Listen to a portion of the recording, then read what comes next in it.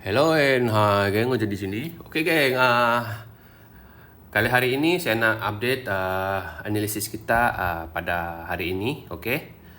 Di mana video saya sebelum ini saya ada analisis yang goal ni akan membuat penurunan lah. So penurunan bila price membuat pullback, oke? So jom kita tengok. So kalau tengok dari Fibo, kalau saya guna Fibo dari sini ke sini, oke, saya selalu akan mencari confirmation buy jika price menyentuh masuk ke zone Fibo 23, 38, 50. Kalau paling cantik di 23, 38 lah. Dan maksimum risk adalah di atas di sini, di resistance sini lah.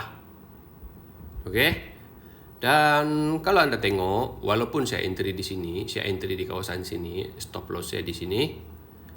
Oke, saya masih lagi memperoleh profit. Cuma itulah, ini stop loss dia jadi besar lah.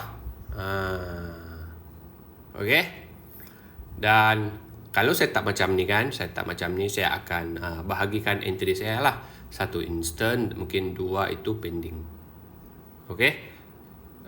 Saya punya style adalah setiap entry itu dia punya stop loss tu 100 pip lah. Oke, kalau saya entry 1 sen, jadi stop loss saya $10. Kalau saya entry 3 layer, jadi 0.03, stop loss 100, total $30 lah macam tu. Alright. So hari ini memang goal dengar kita punya analisis lah, follow kita punya analisis. Okay geng. Jadi saya rasa itu saja untuk hari ini. Tengok nanti malam kalau ada apa-apa setup, kalau ada perubahan setup yang baru, saya akan update.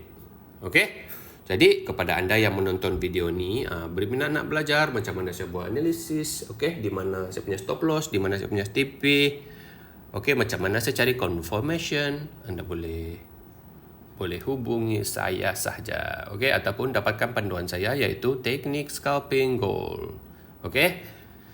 So kalau anda berminat, anda boleh hubungi saya ataupun pergi ke bio saya. Geng, saya rasa itu saja. Terima kasih kerana menonton dan kita jumpa lagi di next video. Bye-bye.